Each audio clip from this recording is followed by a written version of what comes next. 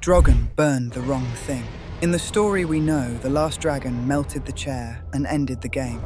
But if Cersei Lannister had been pulled alive from the rubble of the Red Keep, the final fire of House Targaryen may not have fallen on the throne at all. Let's explore this alternate timeline together in the video.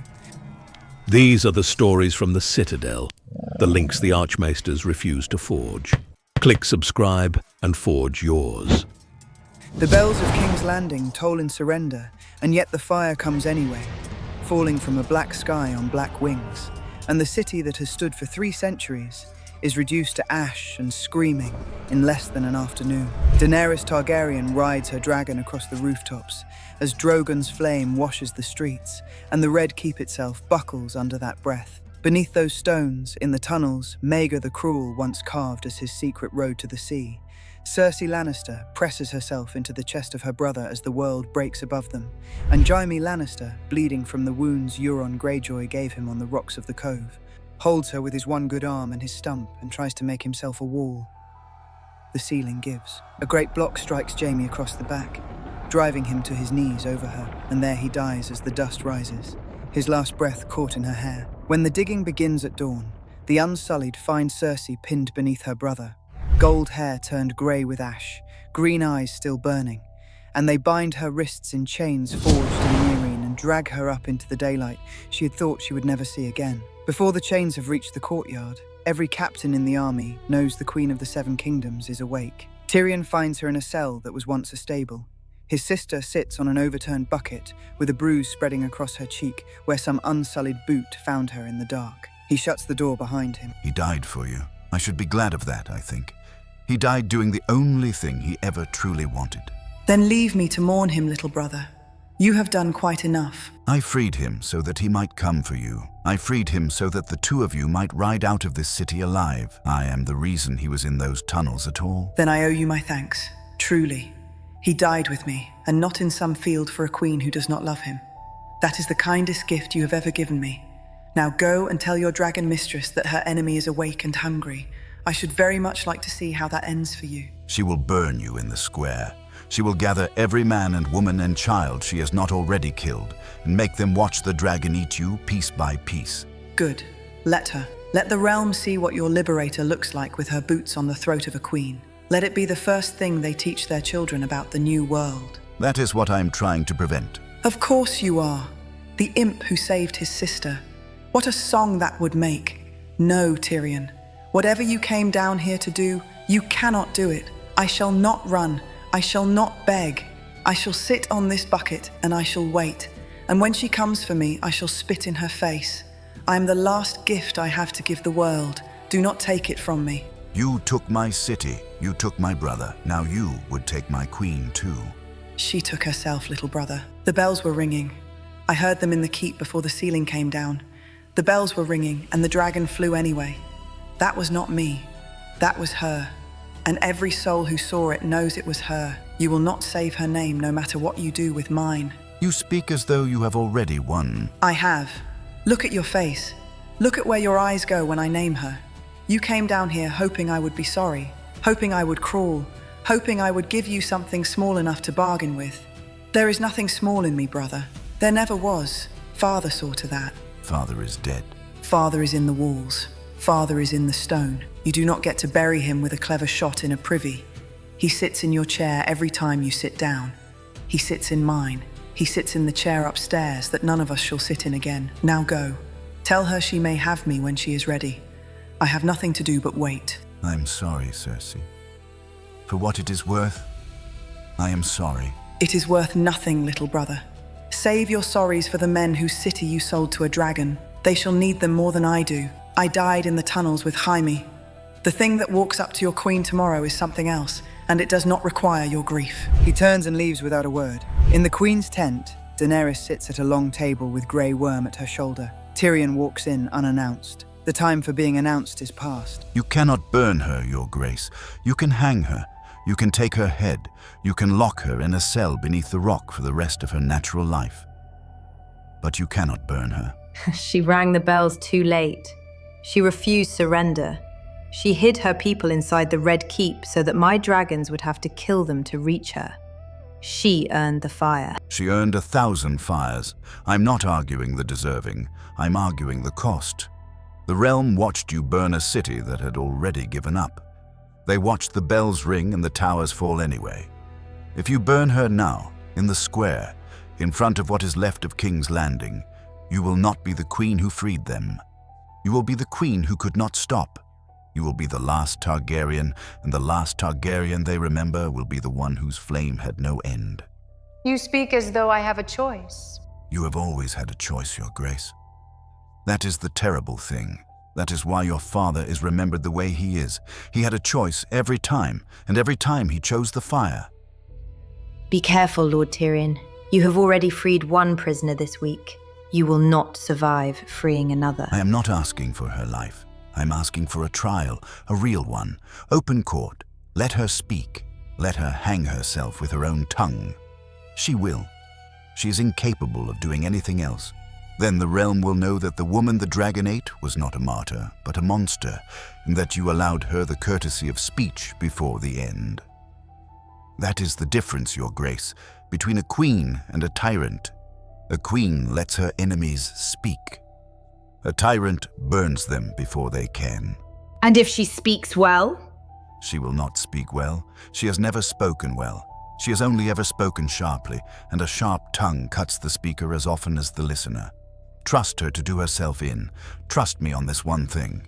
I have trusted you on a great many things, Tyrion Lannister. They have not all gone well. No, Your Grace, they have not. Very well. She will be tried. In the throne room. Before me, before her judges, before the man whose father she helped to kill.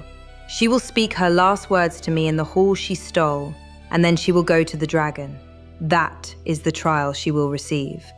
And mark this, Lord Tyrion. I do not grant it because you have asked. I grant it because my father did not grant it, and because there is one man in this army who needs to see the difference. He has not looked me in the face since the city fell. I shall give him the trial his honor wants, and I shall let his honor watch what comes after, and then he and I shall be done with this question of who I am. Your Grace. Go, bring her up. The throne room of the Red Keep has not entirely fallen. The roof is gone in patches. Dust drifts down from the broken windows, and the Iron Throne stands above all of it, soot darkened, a long crack running up one of the back swords, exactly where Aegon set it 3 centuries before. Daenerys mounts the dais, but does not sit. 2 unsullied bring Cersei forward in chains. Jon stands at the side of the dais, hand resting on Longclaw because there is nowhere else for it to go. Tyrion stands further down the hall. Cersei of House Lannister, you stand in the room of kings. You will speak when I speak to you. You will answer the charges I bring. I shall speak when I please, Dragon Girl. I sat in this hall before you were old enough to know your own name, and I shall speak in this room however I like. You shall not have my fear today. I gave it all to my brother, and he is buried under your work. You are charged with treason, with kinslaying, with the murder of a king and a high septon, and the burning of a sept that took half a city block when you set it alight. You are charged with the wars you fed and the children you let die in your service. You are charged with the bells your soldiers rang too late. And you are charged with the bells you ignored. Speak honestly, girl. Speak honestly here, in front of your hand and your nephew and your soldiers. The bells rang. You heard them. Every man and woman in your army heard them. The city was yours, and then you flew over it anyway. Do not stand on that dais and lecture me about murder. We are the same, you and I. The only difference is the size of the fire. And there it was, the one thing no army in Westeros could be raised against. Not wildfire and not dragonfire, but memory. And Cersei Lannister had remembered everything, and she set it down on the floor of the throne room like a knife on a table. I burned this city to free it. You burned this city because it was easier than ruling it. I know that look, Dragon Girl. I have worn that look. I wore it in the Sept, and I wore it on the day my son climbed onto that throne and called himself king. It is the look of a woman who has discovered that fear is faster than love and decided not to wait for the slow thing. Look at your nephew. He has not said a single word since I was brought in. Why do you think that is? Why do you think the man who loves you cannot meet your eye? Jon. She is not asking to live. She is asking to die well. She is not afraid of you. She is using you, and she is right to.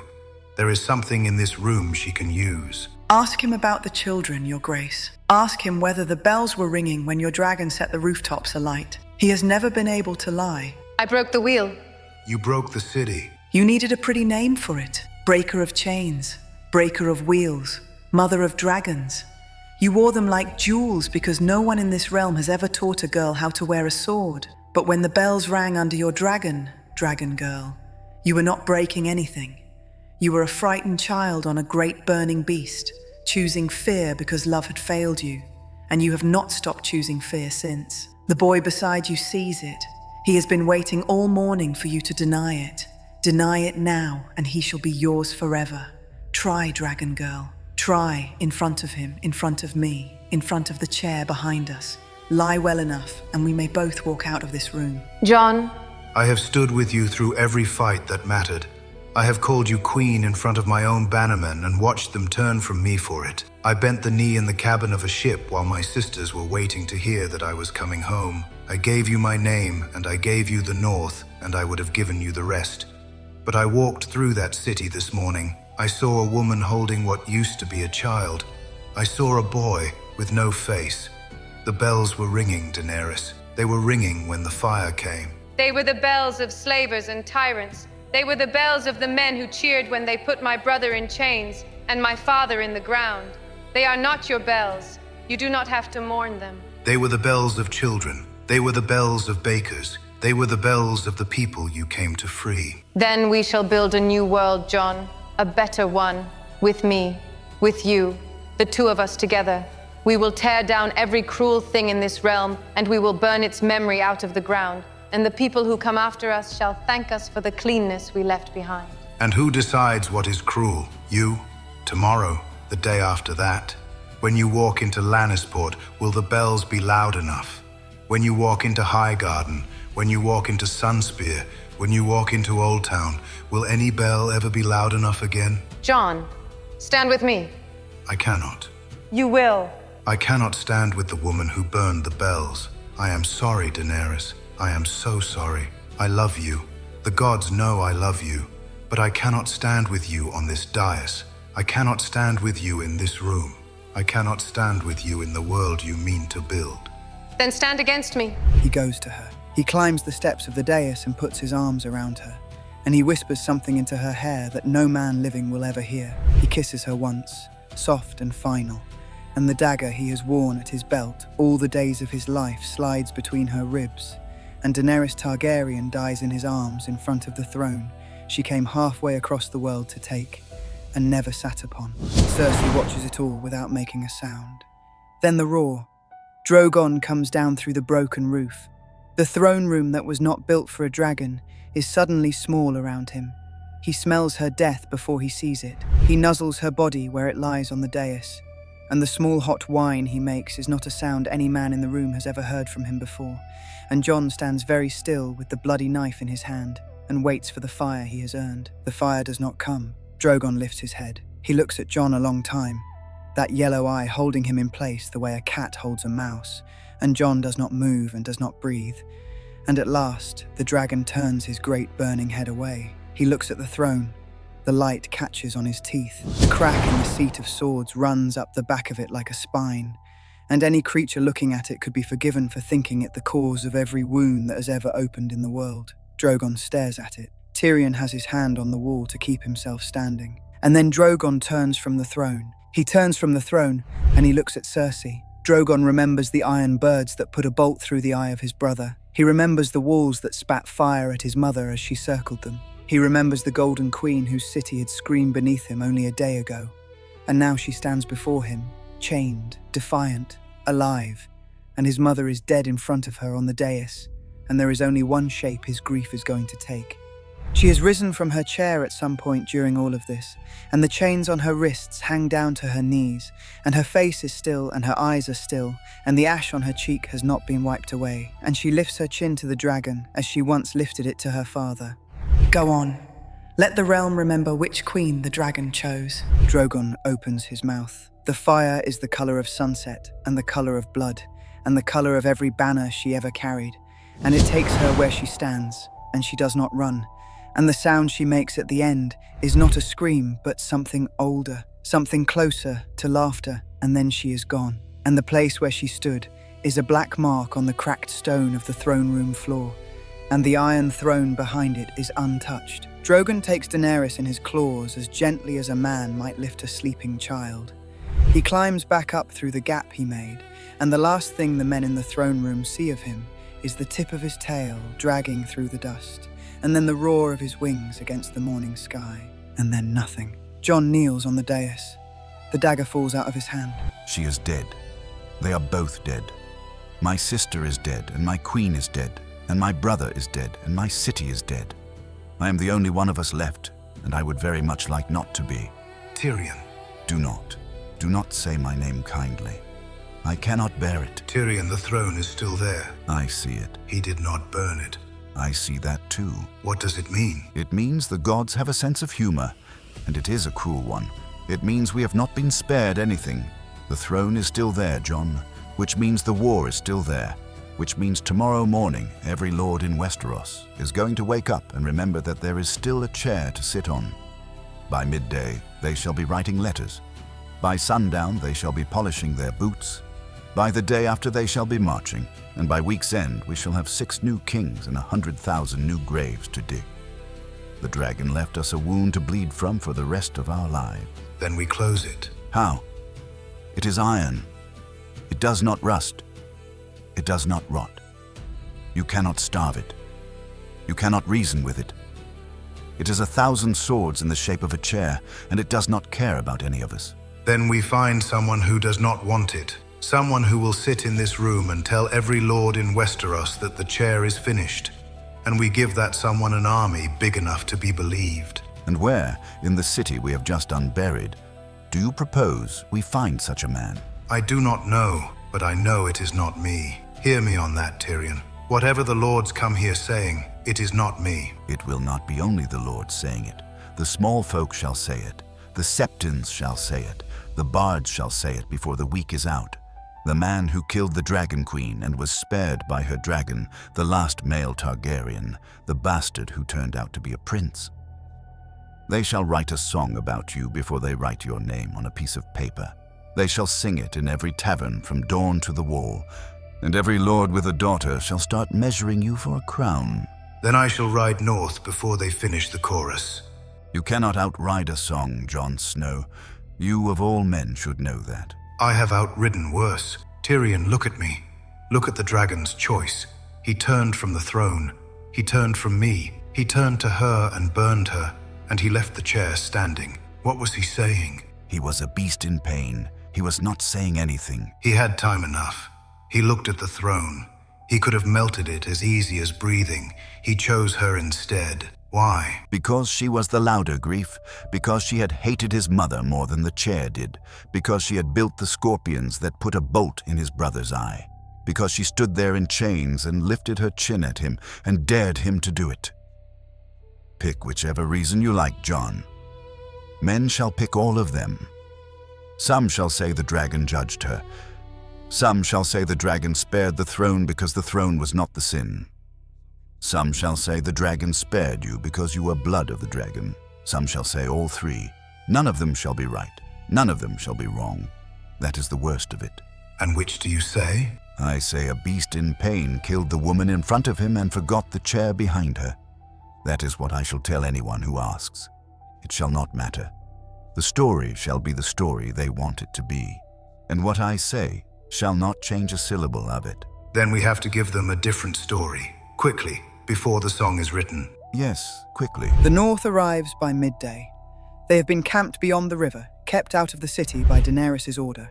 And when word reaches them that the queen is dead and the dragon has gone, Sansa Stark rides through the broken gate of the keep with Brienne at her side and Bran following in his chair. She comes into the throne room while the dust is still settling and looks at the black mark on the floor and at the throne and at her brother on his knees on the dais. Jon, Sansa. what did you do? What I had to. And the Queen? She is gone. Drogon took her body. He went east, I think. I do not know where east. And Cersei? There, on the floor. There. He turned from the throne, Sansa. The dragon turned from the throne, and he chose her. I do not know what to do with that. I do not know what any of us are supposed to do with that. Nothing today, Jon. Today we breathe. Tomorrow we work. She kneels beside him. She does not touch him at first, because she has learned in her years what touch can do to a man whose hands are still shaking, and she waits until his breathing has slowed. Then she takes his hand in both of hers. You are my brother. I am your cousin. You are my brother. I have not changed my mind on that. I shall not change my mind on that. Whatever else this room decides about you, you are my brother, and I shall not let them take you from me. They will want to. I know. Grey Worm will want my head before the sun is down. I know that too. We shall not give it to him. Look at me, Jon. Look at me. The throne is still there. Do you understand what that means? Every man in this realm is going to look at that chair and remember that someone has to sit on it. They are going to look at you and remember whose son you are, and they are going to start making lists. We have until sundown, perhaps 2 days at most. We must move now. I do not want it. I know you do not want it. That is why we shall move.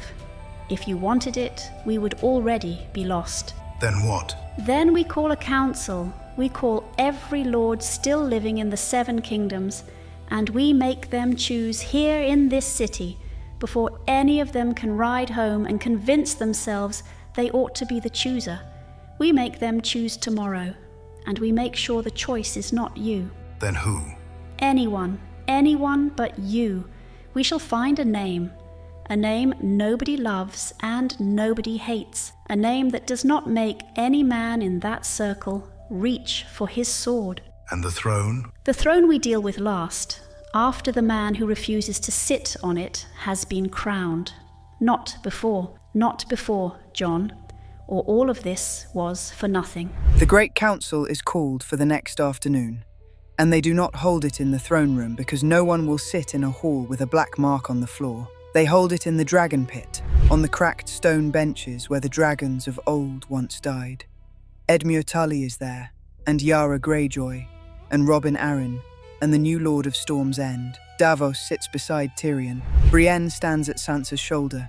Grey Worm stands apart with his unsullied at his back, and the eyes he turns on Jon are not the eyes of a man who is going to forget what he saw in the throne room. Before any lord has spoken, Grey Worm steps forward and plants the butt of his spear on the cracked stone, and through the speech of his queen's translator, kept now in his own mouth, he names his price. The man who killed his queen shall die. There shall be no king crowned over her body until the kinslayer answers for it. Every unsullied at his back is still in arms, and every Dothraki rider not yet dead in the city stands beyond the gate. And the dragon pit is ringed with men he does not have to call by name. Tyrion stands in the center of the pit and speaks with the voice of a man who has stopped caring whether he dies for what he says. We must choose a king. We must choose one today, in this place before the sun goes down, because if we do not choose a king before the sun goes down, there will be 6 kings in this realm by morning, and we shall be back at the beginning of every war we have already fought. We must choose, and we must choose well, and we must choose a man who does not want it. That is the only kind of king who will not bring this circle to ruin. But before we choose, the captain of the Unsullied has named a price, and we must pay it or refuse it, here, where every man may see what we paid and what we kept. Then I shall pay it. You shall not. Sansa. If my brother dies in this pit, the north marches before the sun is down. The north will stand. The Vale will stand. The Riverlands will stand. And before this pit has finished bleeding, every lord who fears dragons more than justice will stand with us too. Captain, you took this city. We are grateful, but you will not take this man. If he dies, he becomes a martyr. If he becomes a martyr, every lord in this realm with a daughter and a grudge shall ride for the chair you have just freed of its queen. The Unsullied shall sail home to find a war waiting for them on every shore. I have seen the shape of it. The kinslayer's death buys you nothing but more death. Captain, hear me. There is a thing between mercy and execution, and we have used it before in this realm when blood would not do. We sent men to the wall. The wall is unmanned now. There is no watch left to send him to. So I name a different exile. He goes north of the wall. He does not return. He holds no land. He carries no title. He is no king and no prince and no lord. He puts his name down with the free folk and the trees and the snow, and the kingdoms forget him, and the kingdoms shall write that they forgot him, so that no man comes looking for him later. He pays with the rest of his life. The realm pays with peace. That is the bargain. I was a man of the Night's Watch before crowns found me. If exile is where I must go, then send me. But do not put me on that throne, and do not put my head on a spear. Either of those, and the song you write shall be the wrong one. Captain, before you answer, hear what else is in the bargain. Your unsullied shall depart unmolested. Every Dothraki who wishes to ride home shall ride home. The bones of your queen shall be returned when the dragon is found, and her name shall be honored in the new king's court, and the Lady Missandei shall have a stone raised to her in the city she helped to take. We do not pretend she did not free us. We do not pretend you did not free us. We owe you that much. But the man who killed her did so because she had stopped being the woman who freed us, and every man and woman in this pit knows it. The bargain is this. The murder is named. The murderer is exiled. The queen is honored. The realm is allowed to live. A long silence answers him. Grey Worm's hand does not leave the haft of his spear, and his eyes do not leave Jon's, and after a long time he gives the smallest nod a man can give. He does not give it for forgiveness. He gives it because his ships are loaded, and his queen is gone, and his men have been bleeding for a continent that never wanted them. The terms are written down before any lord speaks again. Jon's name is struck from the lists. The throne behind the wall is forbidden to him. The unsullied shall sail at dawn. Then we choose. We have spent every coin in the realm chasing thrones. We have buried good men for thrones. We have buried good women for thrones. We have buried this city for a throne. I shall not name a man who wants it. I shall not name a man who has bled for it. I shall name the only man I know who has seen all of our stories from the inside and still believes ours can have a better ending than the ones before. I name Brandon of House Stark. I name him Bran the Broken if he will have the title, and King of the Six Kingdoms if he will have that one too. I name him the first of his name, and I shall be the first to bend my knee. He bends. The old lords look at one another, and at Bran in his chair on the cracked stone, and the boy with the unblinking eyes meets every gaze in turn, and one by one the lords kneel, and one by one their bannermen kneel after them, until only the Northmen are still standing. The North will not bend. The North has bent enough. We were a kingdom for thousands of years before we were a province, and we shall be a kingdom again. My brother sits on no throne, but I shall sit on the one in Winterfell, and the lords of the North shall answer to me and to no one south of the neck. Will the new king honor this? He will. The North was a kingdom before the dragons came. It shall be a kingdom after they are gone. I do not need a banner I cannot keep. Take it home with you, sister. Keep it well. I shall. That evening, Bran has himself wheeled back into the throne room of the Red Keep. The black mark on the floor has not been cleaned. The Iron Throne stands behind it, soot darkened, cracked along the back, the red light of evening through the broken roof falling across its blades the way blood falls across stone. Tyrion stands behind the chair. Jon stands at the door. The masons wait in the courtyard with their tools laid out on a long cloth. What shall we do with it, Your Grace? We shall not melt it. It would be wiser to melt it. I have spent my whole life beside men who hungered for that chair. They will hunger for it still. Better to have it gone. Better to put it on a forge and pour it out in a stream and let the sea have it.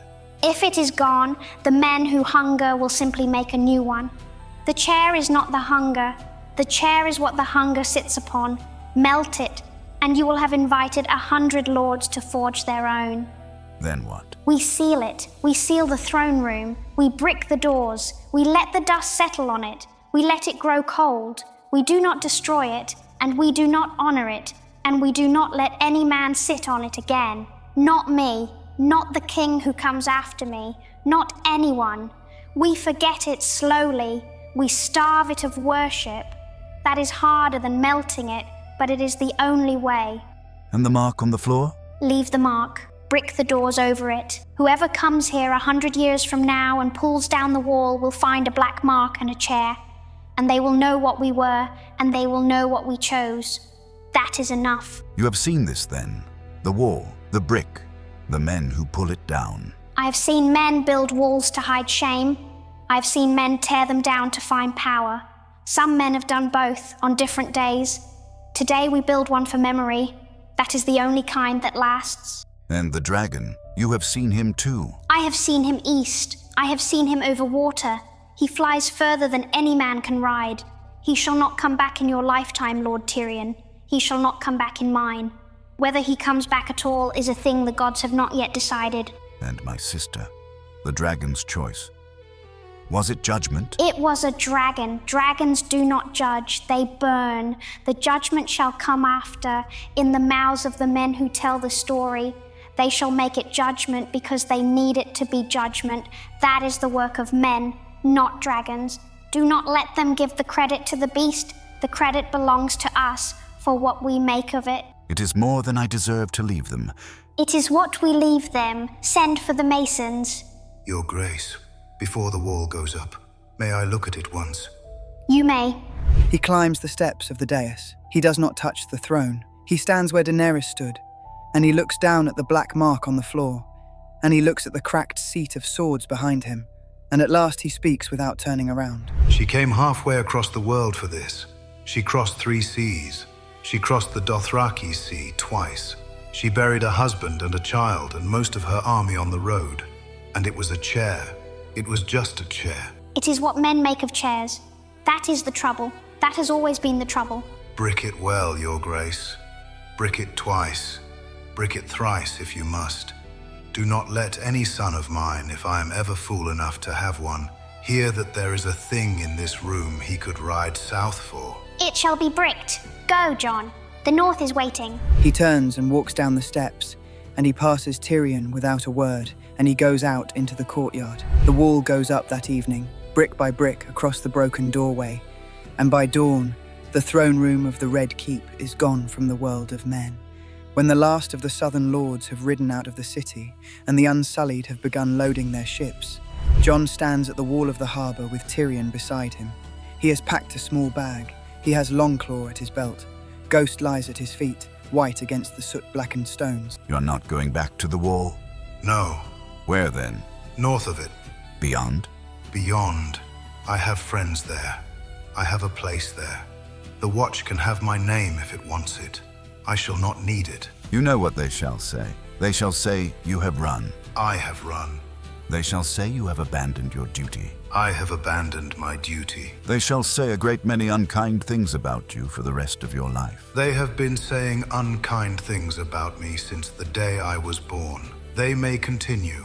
I shall not hear them where I am going. And if some lord should remember whose son you were, and decide that the throne would be better off unbricked, and ride north with 300 men at his back to put you upon it, whether you wished it or not, then they shall not find me.